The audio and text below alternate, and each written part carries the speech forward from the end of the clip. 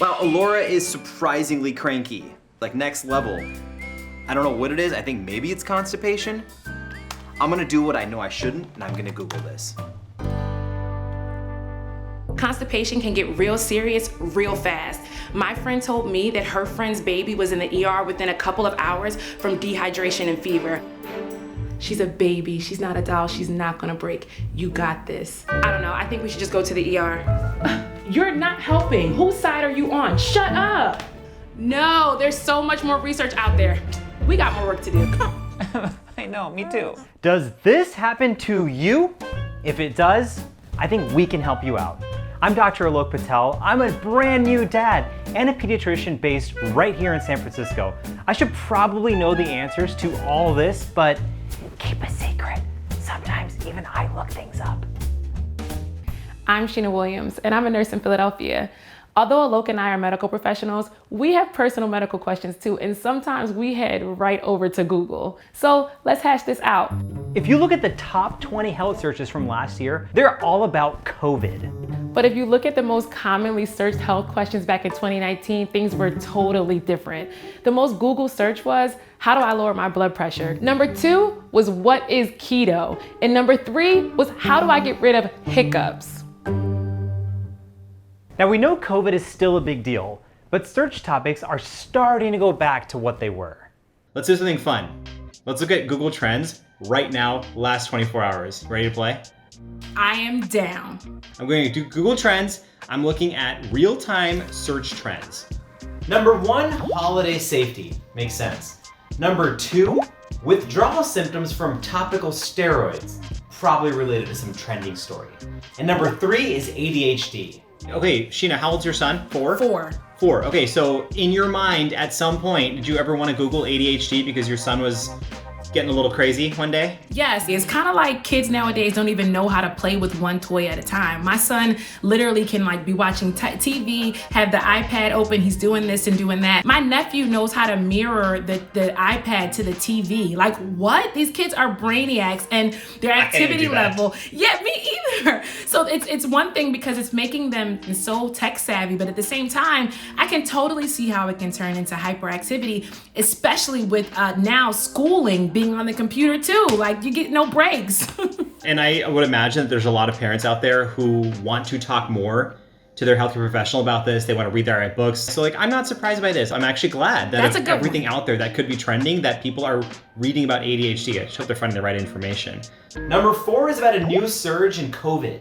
And number 5 is about Lassa fever, which is really deadly, but fortunately very rare. It's a disease from Western Africa. There have been less than a dozen cases in the United States ever. Let me ask you a philosophical health search Google question. Okay.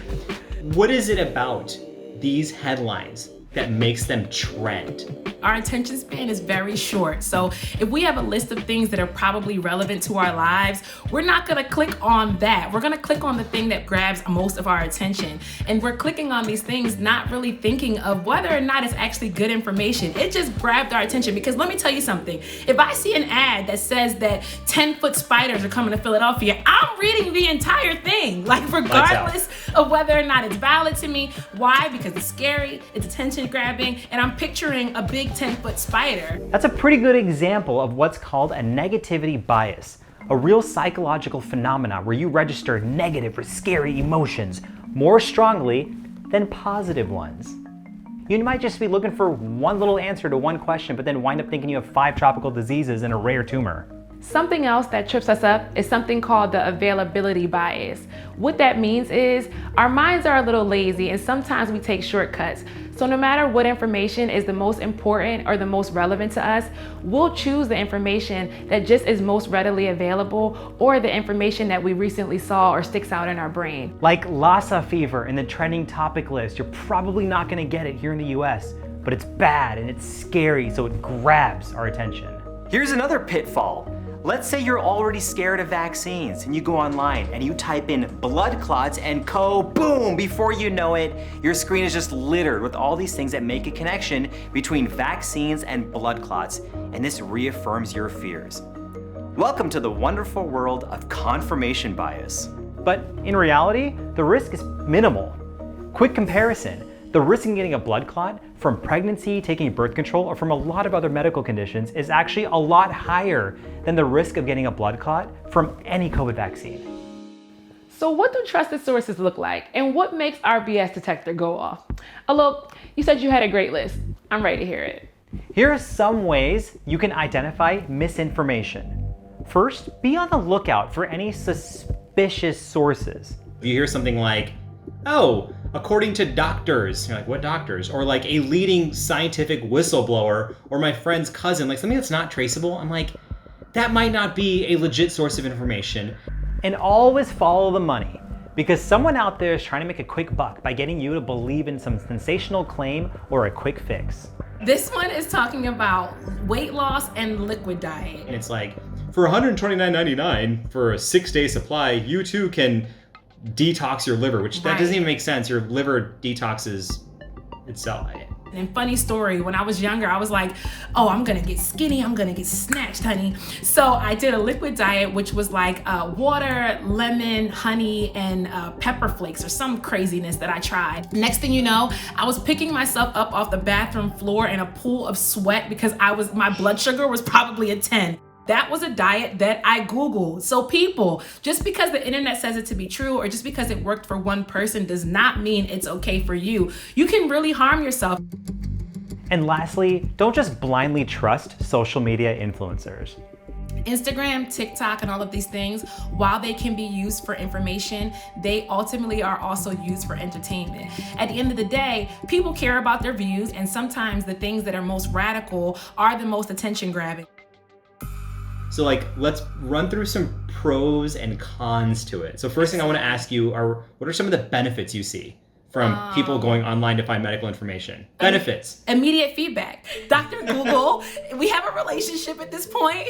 You get feedback right away. Instead of having to wait, to call, to make an appointment, we are in communication right now. And you take into account the fact that we have about 30 million uninsured Americans. There's probably more. And there's a lot of people out there who are like, I don't have the money, or I don't have access to go talk to a physician or talk to a nurse or talk to a doctor. And that does bring up two super obvious reasons why people are going online. It's easy and it's free.